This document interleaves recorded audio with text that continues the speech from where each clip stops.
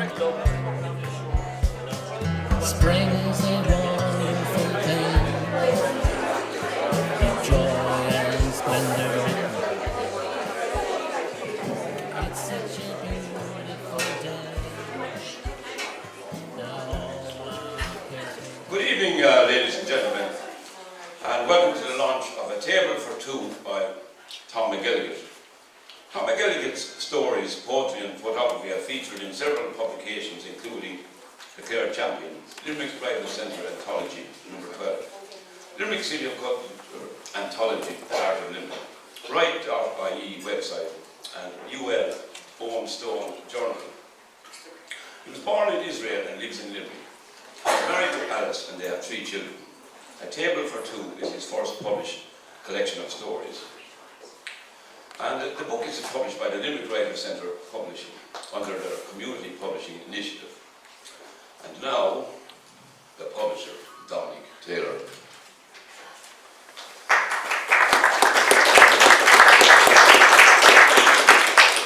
Thanks, Tom.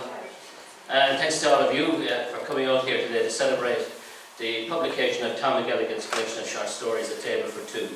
As publishers of Tom's book, I just want to set out the role of the Limerick Writers Centre. And basically what we try to do is bring ideas about books, literature and writing to as wide an audience as possible. Our core value has always been that literature is essential. We believe in the love of reading, in the art of writing, and in the power of the literary arts to transform individual lives and communities. We work to advance the artistic development of writers, and we try to foster a thriving literary community. I think the shortlisting last year of one of our writers, Ron Carey, a poet from the largely working class estate of Ballinamty, for one of the most prestigious literary awards in Ireland and the UK, the Forward Prize, is some evidence of our success in trying to foster an inclusive reading and writing community. The book we are launching today is the 57th title the Limerick Writers Centre has published since 2008 under its community publishing initiative. At the Limerick Writers Centre, we share a belief that writing and publishing should be made both available and accessible to all. We try as much as possible to represent diverse voices and advocate for increased writing and publishing access to individuals and groups that have not typically had this access. And we encourage everyone to engage actively within the literary community. Through public performances, we bring together groups of people who value literature not just for its literary value, but who see its transformative power both for the individual and society. We believe that stories, poems, diaries, memoirs do, as Seamus Heaney suggests, function as bearers of value. We are importantly dedicated to printing short-run, high-quality produced titles that are accessible to readers. We actively encourage writers, from the serious career-minded to people who write for pleasure, healing, personal growth, insight, or just to inform. And over the years, we have produced a broad range of writing, including poetry, history, memoir, and general prose. So I'm delighted to see so many of you here tonight to support Tom and the launch of his book. And to conclude, I'd just like to thank a number of people who made this occasion a success. I'd like to thank the library staff here. I'd like to thank Sheila Quealey, who will officially launch the book in a few minutes, and to my own colleagues at the Limerick Writers Centre, Pat McMahon, Jim Burke, Marion Cody, and to Lot Bender for her work in designing the book. Thank you very much.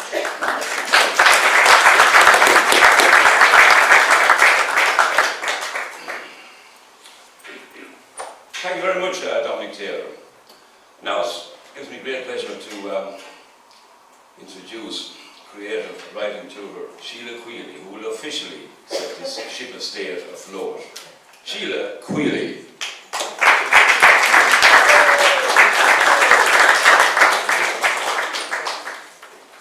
Hi. I'm absolutely delighted and flattered, I must add, Tom, to be asked to launch your first book. I've known you for a while now, and all of the things that Dominic was talking about making, I suppose, literature available, to the community is what I do for a living. I'm a tutor for the Limerick City ETB, and I teach in many of centres in Limerick City, and that's where I met Tom first. And then Tom was part of a Limerick City of Culture initiative, where we got two groups, one from the city and one from the county, and they worked with me in a series of workshops to produce their love stories. And I think that story's in the book.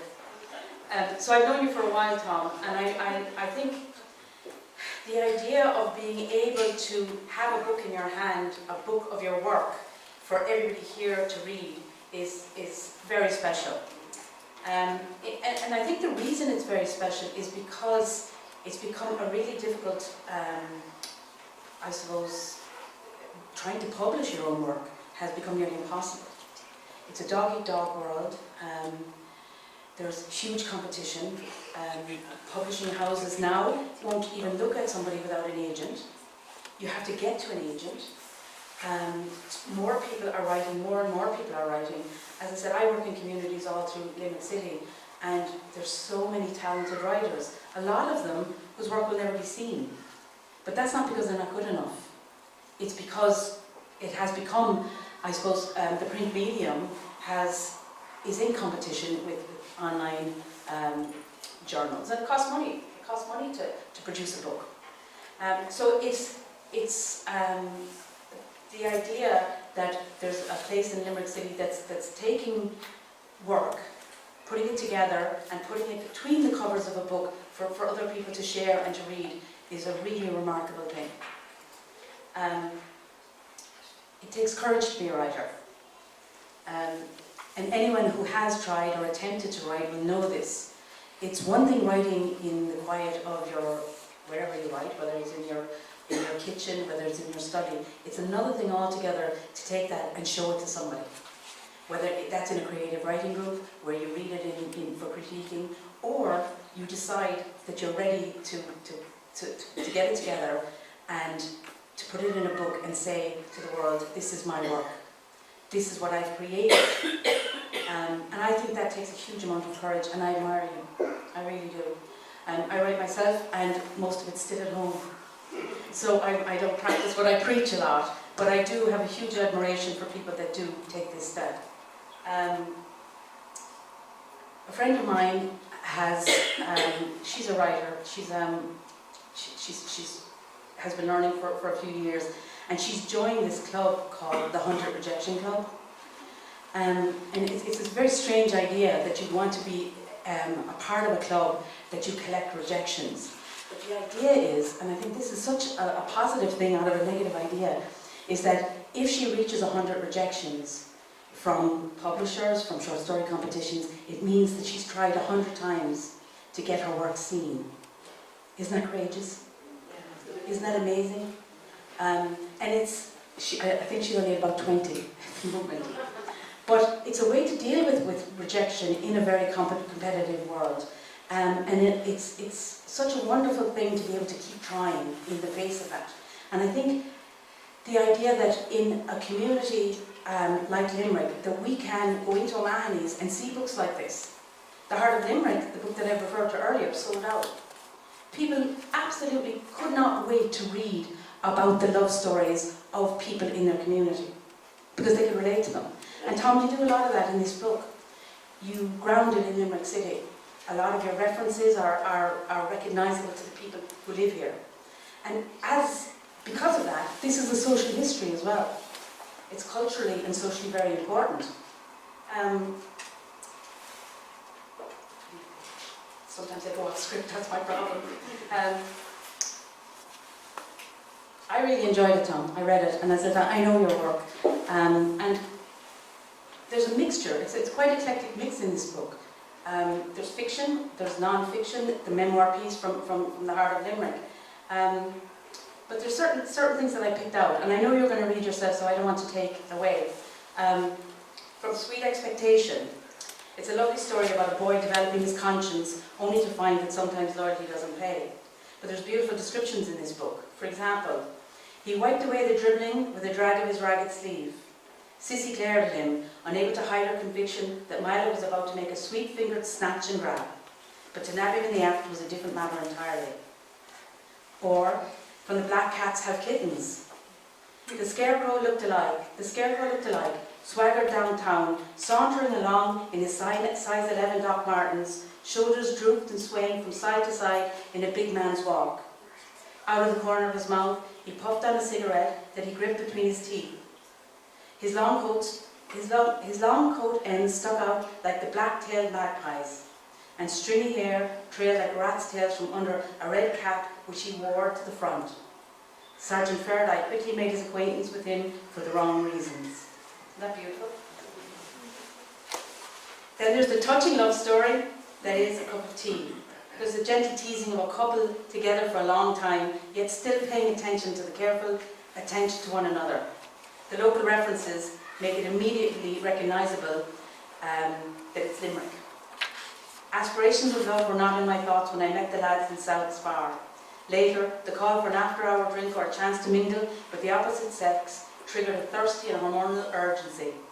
I passed under the eye of the Liberator in the Crescent, whose pointing finger directed me to the dance in the glen.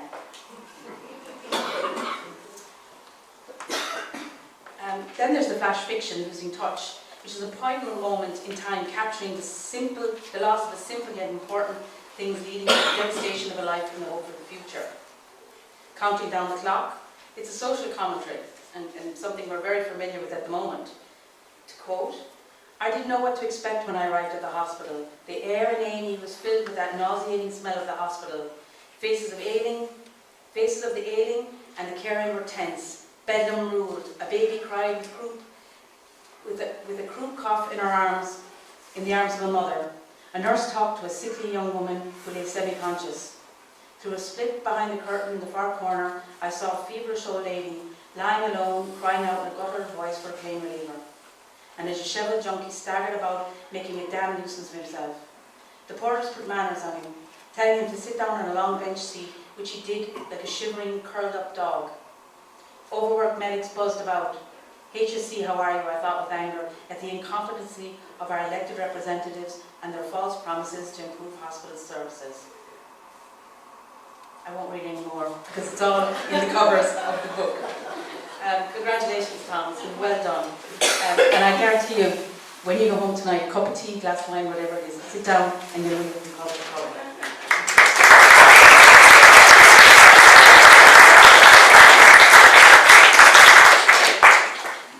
Thank you very much, Sheila Quealey. Now, the author, Tom McElligott.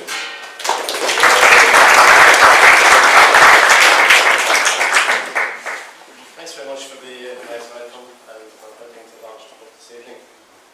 Just before I read, just a couple of thank yous to RMC and to Sheila, who Sheila's covered it all, I don't need to say too much. But she is a really great creative writing tutor, and anybody that has aspirations to write, she's very critical, which is right, but she'll put you in the right direction. So she's been very influential, I think, to me over the number of years, so thanks Sheila. I took it on the chin. And Dominic Taylor is an amazing guy. He's the director of Limerick Writers, and it's a tough job, unpaid, and I don't think anybody mentioned funding, like it's impossible and very difficult to get sufficient funding to provide for what he does. He's an amazing man. He runs the open mics and a pile of other stuff. So I'd like to thank Dominic particularly for publishing the book and for helping me through the bits and pieces and all his team who were involved in it.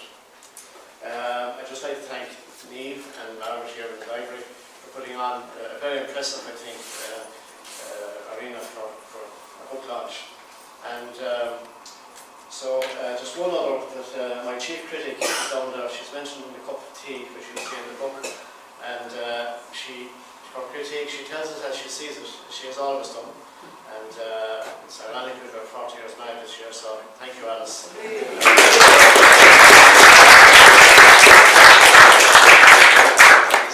Final, just, I know that our daughters were all away, are in America and Australia at the moment, and I know that we're both in their thoughts, and we're in their thoughts as well, so just such as immigration. But anyway, So I was going to read something else until Sheila Quealey got a hold of me and said, read such thing. So you win.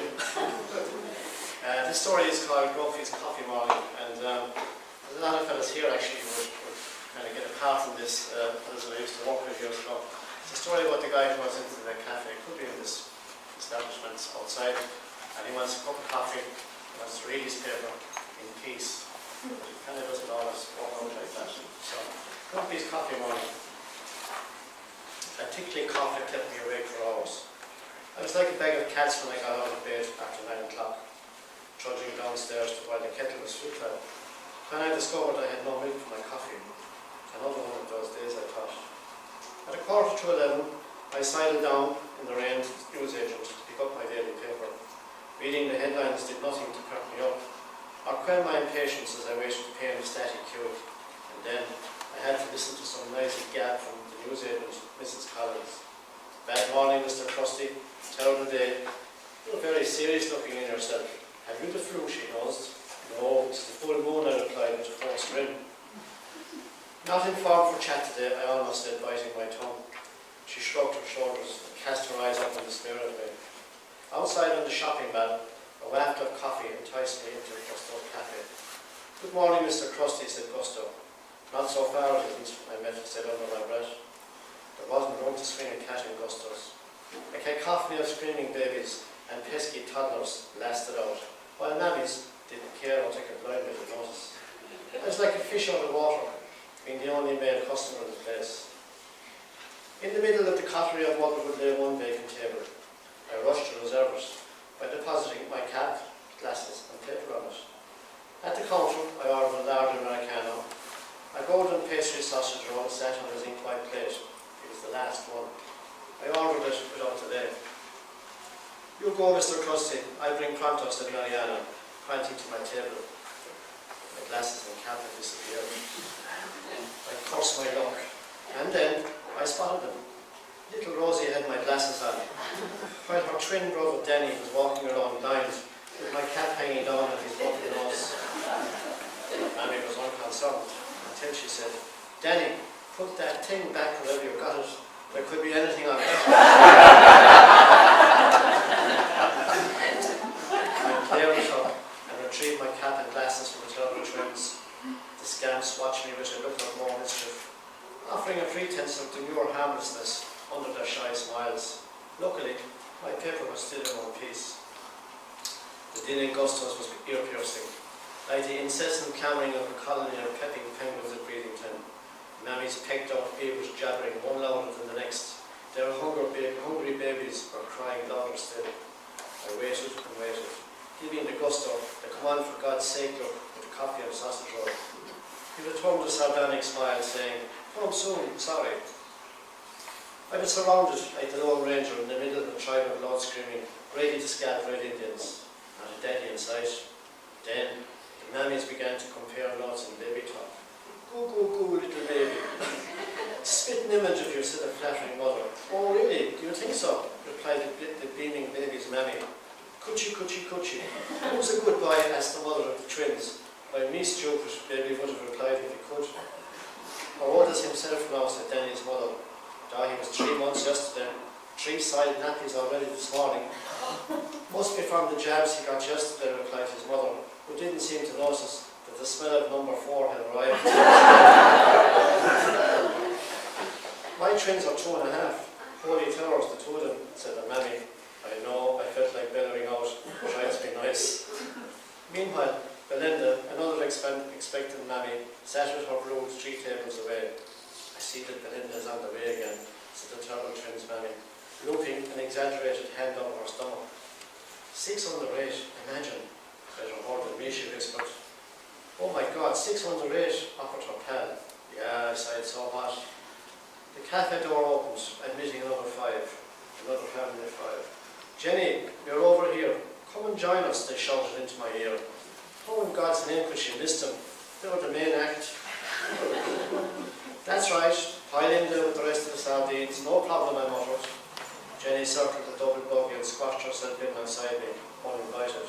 Poor brood, 2 standing and crying twins held me in.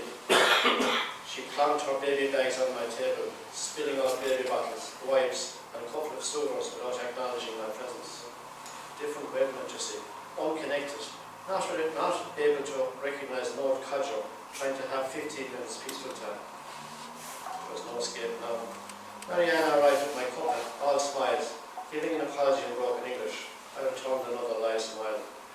I emptied one sachet of sugar in my coffee, using a ringing stir to sweeten it, before streaking a line of red sauce on the sausage roll. I bit into it. Heaven itself had arrived to calm my irritation. After 2 or 3 sips of black coffee, my gloom began to lift like a rising fog. 2 vacant seats at my table invited a pair of pesky young penguins to stray from the mammies and join me. Holy shit, I thought. I spread my paper far and wide in a veiled curtain of social exclusion, advertising no vacancies. Then I felt a small paw, a sticky jammy hand, grabbing onto my trouser leg, using it as a ladder to elevate her up the cliff face on my shin to one vacant seat. I held my ground waiting for Mammy to arrive. She did not. Meanwhile, a noisy bustle under my newspaper alerted me. Little Danny had made it to the table, allowing his chubby toddler's hand with the soft pink dimples to ferret his way onto my plate. He was grinning at cheeky innocence and grabbed a lump of my sausage roll and stuffed it right into his tiny gob. There was no denying he loved it. He chomped on it while he squeezed the red sauce bottle into his mouth in poor direction, initiating himself into the Red Indian tribe. While little Danny was making an eye painting on his face, his twin sister decided to sweeten me up with a half a dozen sugar sachets, paper and all. I rescued the situation by dumping them to one side. I considered making a protest to the contrary, but I had second thoughts and chickened out of it. And still they talked and talked, appearing to understand every spoken word, amid the noisy cackling. They patted colic-stricken screaming babies on the back, until their little peepers when they popped out. He's cursed with the colic and the windy pains. Brings it from the daddy side, you know. She God help us, said Mary. Baby squealed like a piglet, so much so that I thought he must have been doing battle with the wind of a tornado in his throat and gut. Just as I took another bite, and Mammy wiped the regurgitated vanilla cruds off her stewed on shoulder, I squirmed and gave her a half layer, but my protest was lost on her. I shouldn't have given her the vanilla ice cream. It always happens, she said. Little wonder that baby was a baby puker. I wanted to say but couldn't. Meanwhile, the starting race flag was dropped off this bed. 3- and 4-year-old buggy stock car race drivers racing the buggies up the straight of the narrow aisle. Gusto went mad and they came crashing down to a halt, bringing Marianne down with a full tray of scrambled eggs and tea, but the mammies were oblivious to it and babbled on. I was sick of the place by now. I hadn't got my eye past the first page of the paper. Pain was shooting out of my ears from the noise, and my coffee was cold and insipid. Little Rosie had opened up all the sugar sachets and constructed a hill of sweetness, which he sampled with little sticky fingers. Danny had grabbed the remainder of my sausage roll. He was half choking on it, but his mammy didn't take a blind bit of notice until his red sauce jaws changed to panic and purple. Mammy ran to Danny. 4 more of the cackling grey legs waddled into the rescue. Gusto arrived on the scene, reeling around my table in a panic, throwing his hands in the air like an eccentric orchestra conductor. "Oh, Danny, love, what is it?" cried Mammy. "It's my bloody sausage roll, isn't it? Serves him right, a pretty little get," I whispered to myself. Mammy administered a couple of wheezing heaves over his midriff, and he coughed up the lump of sausage roll, returning it to me in my white shirt. "Are you all right, Danny, love?" she asked. Heads nodded disapprovingly, and eyes glared sharp stabbing daggers at me. Then Danny's mammy grabbed him gruffly away from my table and said, "Really, men are so bloody stupid, giving a 2-year-old a big lump of sausage roll like that." "Sure, that's what you expect." I folded my paper, stuck my glasses in my pocket, and left Gusto's grumpy over there.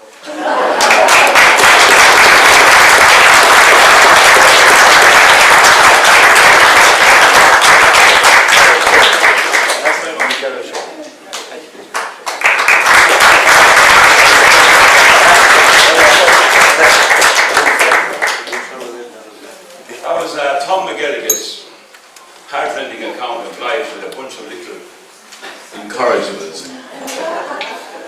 I'd like to thank again everybody associated with this venture. You were mentioned already, don't get swelled craniums. And the last heartfelt message from the starving publisher is, for Christ's sake, those of you who haven't, buy the book. Because we couldn't live with ourselves. We wouldn't sleep at night thinking that malnutrition, same thing, had struck the McElligotts. Thank you and good night.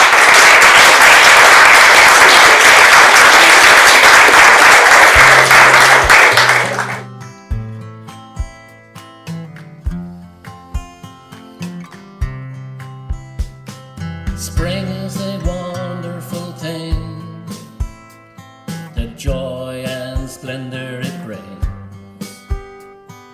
It's such a beautiful day, now all our cares fade away. The cold now an old memory, as nature restores harmony. I can hardly believe my eyes as I sit and watch the sunrise.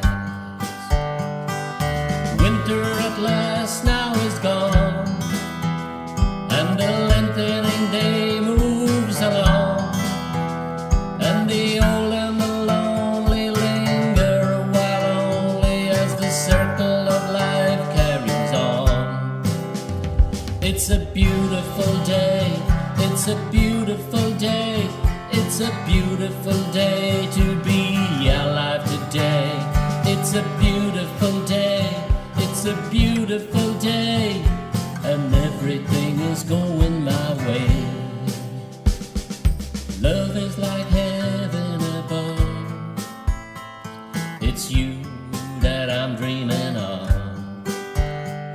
There's blossoms and fruit on the bough, and paradise here for us now.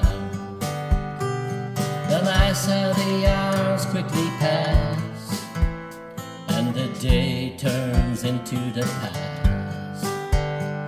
But there's not a cloud in my sky, as upwards and onwards we fly. Winter at last now is gone, and the lengthening